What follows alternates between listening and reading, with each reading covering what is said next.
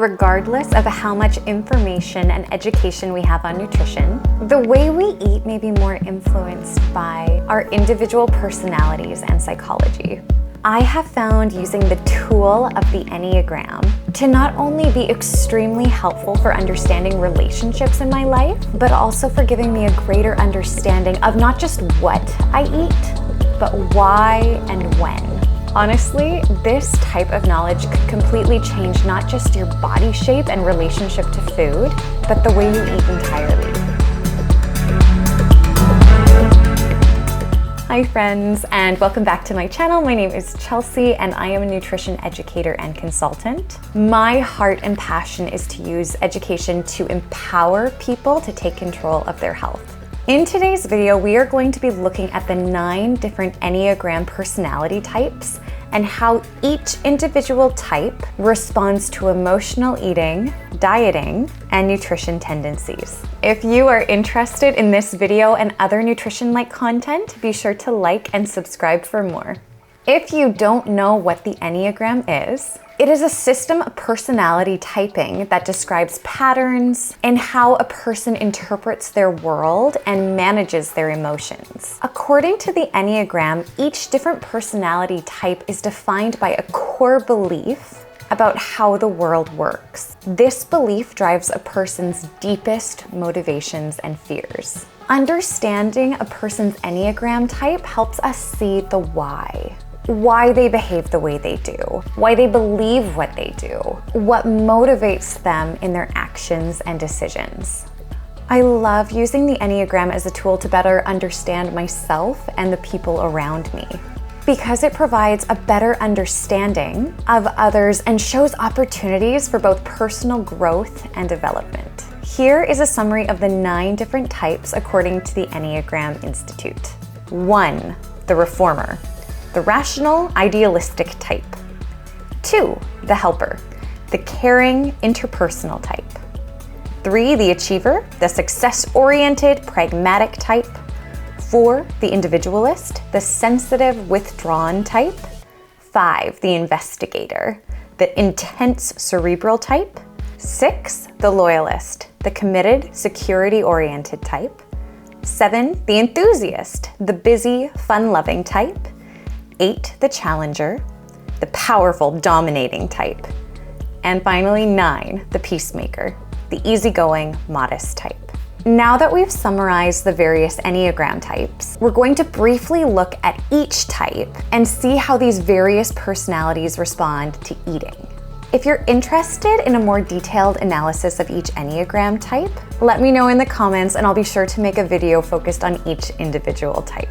The images you are about to see are from posters that I've created in both my online and Etsy store. If you're drawn to one of them or all of them, I've provided links below if you want to check them out more or if you want to purchase them for your home or office. Remember that these summaries are generalizations. You may resonate with one personality type more than the other, but that doesn't mean you'll have the exact same eating tendencies. Childhood, lifestyle, culture, trauma, friendships, and so many other factors have a huge impact on why we eat the way we do. The beauty of the Enneagram is that it provides us with more understanding of ourselves and why we might do what we do. And it also helps us to become our best, most well-rounded versions of ourselves, who have bits and pieces of each different type. Type 1, the perfectionist. The ones have an ingrained desire for perfection, and this desire can also resonate with the perfection in their body image. Because of this desire, ones are more likely to suffer from eating disorders and may even avoid vulnerable places such as the pool, gym, or beach to hide their perceived imperfections. This type, more than other types, is more drawn to restriction and may suffer from comparing themselves to unattainable ideals. All types can suffer from weight gain and emotional eating, and the ones are no exception. Because the ones can often restrict and try to control their eating, they may binge or eat forbidden foods when they feel bad, wrong, or out of control. This binging is a way to punish themselves for eating or doing something bad or wrong. And this may also lead them to struggle with their weight. Hormonally, the ones are more at risk for being sensitive to cortisol, the stress hormone. People with excess cortisol may find that they're gaining excess weight in their stomach area.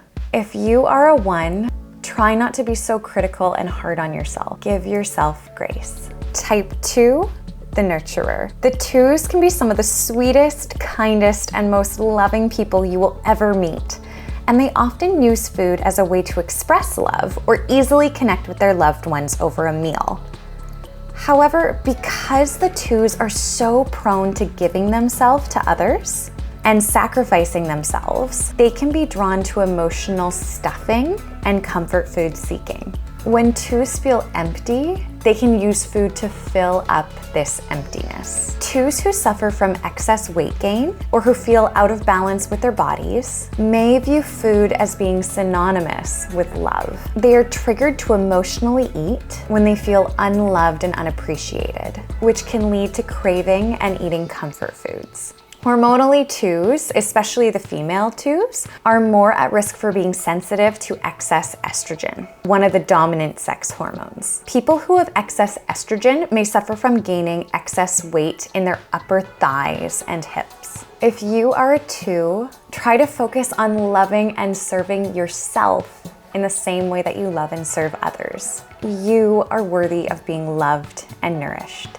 Type 3, the achiever. The 3s are the type who appear to be the most unemotional and practical about food. This type can divorce themselves from passionate eating and can be determined, detached dieters. A problem 3s often have to overcome is eating on the go and skipping meals because of busyness. 3s can be some of the healthiest, fittest people you know, if that is something they value. Some 3s may struggle with their weight when their goals become unbalanced, and they're focused more on being successful in something like their career instead of their health.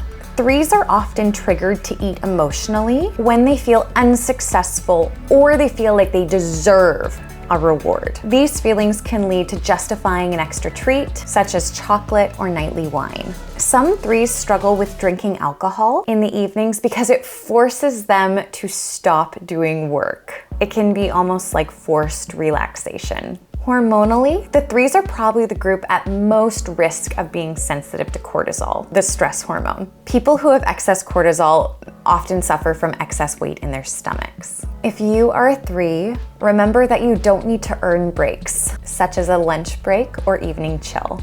You deserve rest. You don't need to earn it. Type 4, the individualist. The 4s desire to eat in a way that reflects who they are. 4s are able to change their eating habits and taste preferences depending on what their feelings and moods are at the time. In other words, mood dictates the menu. 4s can use food to heighten emotions and can use the foods they eat to emphasize their uniqueness. For example, it is more likely for a type 4 to try veganism because this is a unique, different type of eating style that makes them stand out for a cause and reflects their inner personalities and passions. 4s may struggle with their weight if they eat certain calorie-dense foods at certain times every day, or if they have unique ritual overindulgences, such as reward foods. 4s are very led by their emotions, so emotional eating, when they're feeling depressed, moody, uncreative, insignificant, is common. When 4s feel this way, they can be led to self-indulge in food or spend more time sleeping or just wasting time. 4s, more than the other types, can be extremely sensitive to imbalances in their gut microbiome. This may make 4s more at risk for allergies, constipation, and bloating due to the composition of their microbiome. If you are a 4, remember that you are innately significant and unique, regardless of what you look like or the foods that you choose to eat. Type 5, the investigator. The 5s often show ambivalence towards food, which means their attitude is simultaneously positive and negative. They can be educated foodies on specific foods. For example, one 5 might know everything there is to know about craft beer, while another one might be a coffee connoisseur. 5s can forget to eat when their mind is preoccupied and are more inclined to drink caffeine or eat sugar for a quick mental boost instead of taking the time to eat more nutritionally dense foods. 5s who struggle with their weight may be more concerned with their mental pursuits than their physical health. They may be led to emotionally eat when they're trying to fill an emotional emptiness or when they're experiencing body neglect. This emotional eating can show up as eating mindlessly while working on a project or when spending time on a screen. 5s often find themselves to be more concerned about things more important to them than their health. The contrast to this is if a 5 is super interested in health, then they can almost have an obsessive desire to be healthy. Hormonally, 5s may suffer from excess insulin, your body's glucose regulator, which may cause fat and weight gain throughout the body. If you are a 5, remember that your physical health supports your mental pursuits. Therefore, it is definitely worth investing in. Like, I'm not kidding you, I teach courses on the importance of nutrition and gut health in regards to brain health. What you eat is everything to the brain. If you want a high-functioning brain, you can make it happen with food. Type 6, the Loyalist. The 6s love to eat hearty home-cooked meals with loved ones and overall enjoy eating in community. 6s have a tendency to lean towards traditional, satisfying meals that they can trust, such as rich soups, stews, and casseroles. 6s may jump from diet to diet before giving one diet enough time to work because they struggle to trust it really will work. 6s, more than other types, may struggle with weight gain due to overeating. 6s who struggle with deep anxiety may use food to cope with this and to calm down their inner worry wart. Food can act as comfort and security when you're experiencing high amounts of stress and low self-esteem. However, 6s may also feel guilty for overindulging in these foods, which actually makes them eat more. It's way better to eat a cookie and enjoy every single bite than to eat a cookie and feel guilty about that cookie, which makes you eat the whole plate of cookies. The scarcity complex can also be difficult for 6s, such as thinking, if I eat lots today, I'll have enough to carry me through the next few days. This scarcity complex may lead to eating when they're not hungry or overeating a particular meal. Similarly to the 4s, 6s may also struggle with gut imbalances due to their tendency towards anxiety. This may make them more at risk for food allergies and digestive issues such as constipation and bloating. If you are a 6, remember that food does not have the power to take away your fear. The best way to be your healthiest, leanest self is to deal with the root cause of your fear and anxiety. Then use food to nourish your body, not your soul. Type 7, the Enthusiast. The 7s can value experience above everything else and love to eat the perfect food at the right time in the right environment. 7s can struggle with diets because they hate deprivation and only want to eat delicious foods they can enjoy. Food is viewed as being both entertainment and adventure.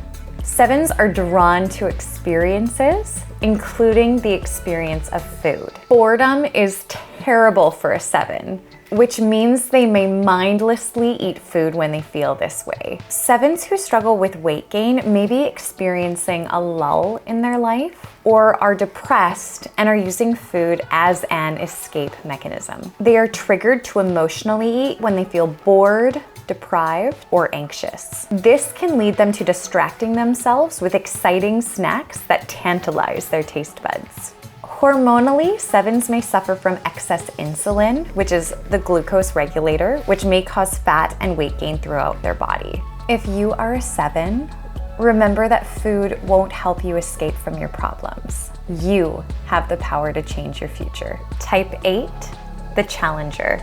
The 8s are keenly aware of their physical needs and desires. They can have intense cravings and satisfy them with gusto. 8s are good at knowing what foods they want to eat and how to get them fast. They are drawn to food that is big, bold, and tantalizing. They also feel that they are deserving of high-calorie foods. 8s view food as a means to gather strength and are drawn to indulgence.